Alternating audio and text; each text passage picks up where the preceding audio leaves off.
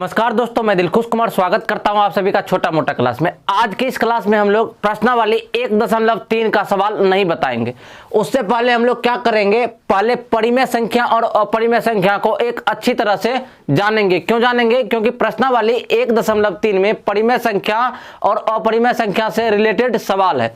तो आइए सबसे पहले यहाँ पर देखिए, बोर्ड पर हम कुछ लिखे हैं, इसको एक एक करके बारीकी से समझते हैं। क्या है परिमेय संख्या लिखे, तो आप जानिए कि परिमेय संख्या किसे कहते हैं। देखिए, जो संख्या p बटे q के रूप का होता है उसे परिमेय संख्या। तो भाई p और q क्या होता है, इस बात को जानिए। तो p को बोलते हैं क्या, अंश बोलते हैं, ठीक।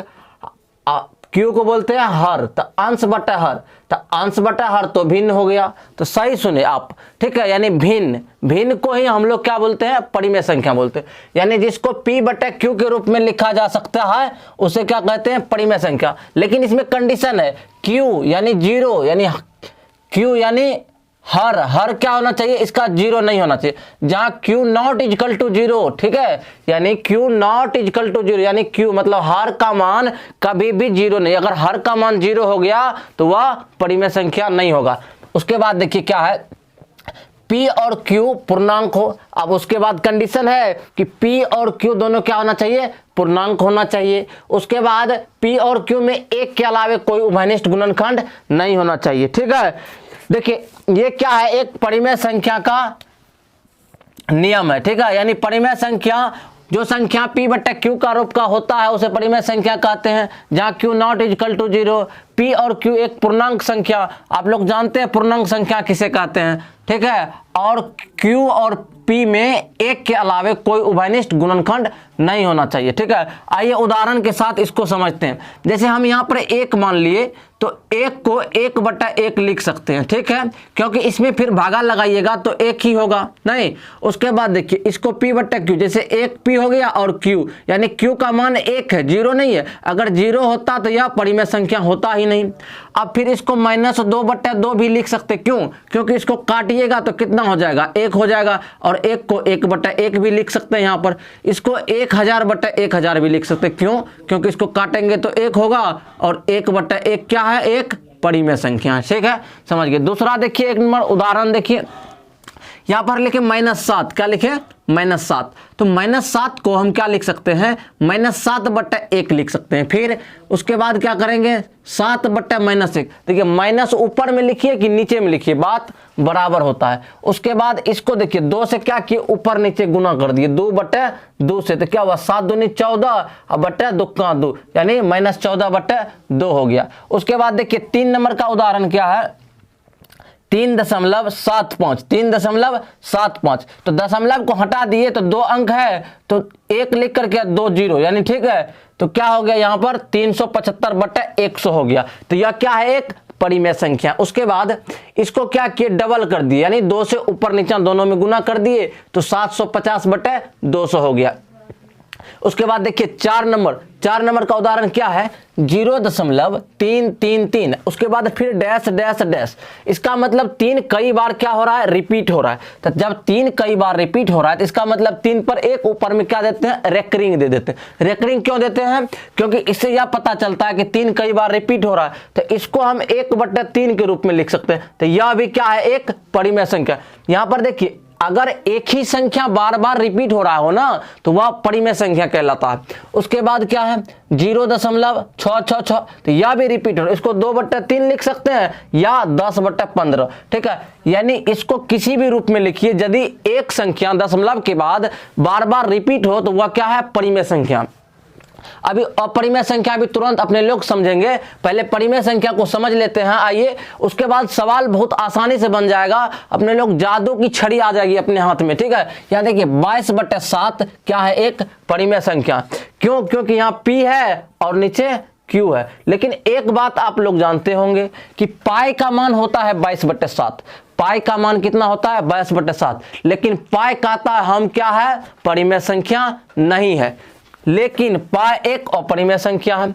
अगर कहीं पर लिखा हो, यह सवाल जो है ना एग्जाम में बार बार पूछा जाता है, अगर कहीं पर लिखा हो पाई क्या है, एक परिमेय है कि अपरिमेय है, तो अपने लोग कहेंगे क्या, पाई एक अपरिमेय संख्या है, लेकिन उसका मान 22/7 या एक परिमेय संख्या। तो इस परिमेय संख्या को आप लोग समझ गए होंगे। अभी तुरंत देखेंगे अपरिमेय संख्या, एक बार इसको फिर देख लेते हैं। जो संख्या p बटे q के रूप का होता है उसे परिमेय संख्या कहते हैं। जहां q बराबर नॉट जीरो यानी जीरो नहीं होना चाहिए, p और q दोनों पूर्णांक होना चाहिए, p और q में एक के अलावा कोई दूसरा उभयनिष्ठ गुणनखंड नहीं होना चाहिए, उसे ही हम लोग परिमेय संख्या कहते हैं। और इसका ये सभी उदाहरण भी अपने लोग क्या किए, जान लिए। अब तुरंत अपरिमेय संख्या देखिए। अपरिमेय संख्या किसे कहते हैं? जो संख्या p बटे q के रूप का नहीं हो उसे अपरिमेय संख्या, यानी इसको p बटे q के रूप में नहीं लिख सकते हैं। क्यों नहीं लिख सकते हैं, आइए देखेंगे। ठीक है, जैसे देखिए वे संख्या मुख्यतः रूट के अंदर लिखा जाता है। जैसे अपरिमेय संख्या पहली बात था कि इसको p बटे q के रूप में नहीं लिख सकते थे, यानी इसको अंश बटे हर के रूप में नहीं लिख सकते। जब लिख ही नहीं सकते तो फिर q क्या होगा और p क्या होगा, जीरो होगा कि नहीं होगा, इसका कोई लेना देना खत्म हो गया। चलिए उसके बाद वे संख्या मुख्यतः रूट के अंदर लिखा जाता। अब देखिए अपरिमेय संख्या क्या कह रहा है यहाँ पर, रूट के अंदर। तो रूट क्या होता है, रूट होता है वही जो वर्गमूल निकालते हैं अपने लोग। ठीक है, उसके बाद देखिए और कभी भी उसका पूर्ण वर्गमूल नहीं निकलता। ठीक है, रूट के अंदर तो लिखा जाता है लेकिन उसका वर्गमूल पूरा नहीं लिखा जाता है। ठीक है, आइए उसको उदाहरण से समझते हैं। जैसे मान लीजिए एक रूट अंडर 3 है, तो इसका क्या है, पूर्ण वर्गमूल नहीं निकलेगा। तो ये क्या हो गया, एक परिमेय संख्या, परिमेय नहीं अपरिमेय संख्या हो गया। उसके बाद रूट अंडर 7 ये अपरिमेय हो गया, root under 11, root under 17, root under 105। देखिए कमाल की बात क्या है कि रूट अंडर 3, 7, 11, 17, 105 इन सब का पूर्ण वर्गमूल नहीं निकलता है रूट से। ठीक है, इसलिए यह सब क्या है, अपरिमेय संख्या है। दूसरा बात देखिए पाई, पाई क्या है, यह एक अपरिमेय संख्या है। हम अभी तुरंत बताए थे कि पाई का मान 22/7 परिमेय संख्या होता है, लेकिन पाई अपरिमेय संख्या, यह एक कंडीशन है, इसको याद कर लीजिएगा। ठीक है, यह क्यों होता है यह बात आप लोग के सिलेबस में नहीं है, यह आगे चल करके है, तो आप लोग आगे पढ़िएगा। आइए देखते हैं, एक है यूलर संख्या, यह भी आपके सिलेबस से बाहर है, लेकिन यूलर संख्या अपरिमेय संख्या होता है। इसका मान होता है 2.7182। उसके बाद एक गोल्डन अनुपात आता है। ठीक है, जो कि अपने लोग के सिलेबस से बाहर है, लेकिन जान लीजिए। अब लोग कहेगा कि बताइए 3-4 प्रकार का अपरिमेय संख्या बताइए, तो क्या बताइएगा, तो एक तो रूट वाला बता दीजिएगा, नहीं, और दूसरा पाई बता दीजिएगा, तीसरा कहिएगा एक यूलर संख्या होता है, और चौथा एक गोल्डन अनुपात होता है। तो ये 4 प्रकार का क्या होता है, अपरिमेय संख्या। ठीक है, अपने लोग उदाहरण के साथ जाने, यानी परिमेय संख्या और अपरिमेय संख्या का कोई भी कॉन्सेप्ट नहीं छोड़े जो अभी तक आप लोग को समझ में नहीं आया होगा। हम कोशिश किए पूरा विस्तार से परिमेय संख्या और अपरिमेय संख्या को समझाने का। अगर समझ में नहीं आया तो वीडियो को फिर से देख लीजिए।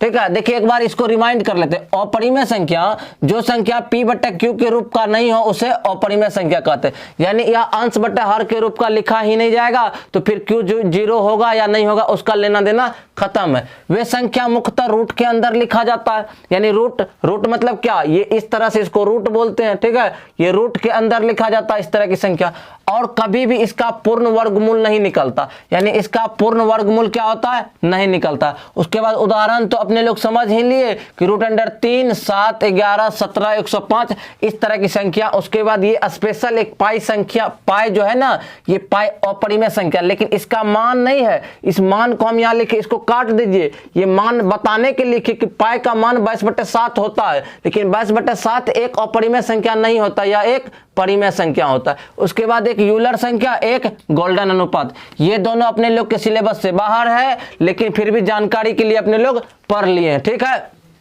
चलिए अगर वीडियो पसंद आया तो वीडियो को लाइक कीजिए, चैनल को सब्सक्राइब कीजिए और अपने सभी दोस्त को शेयर कर दीजिए, ताकि उसको भी परिमेय संख्या और अपरिमेय संख्या में कोई कंफ्यूजन ना रहे। धन्यवाद, मिलते हैं नेक्स्ट वीडियो में।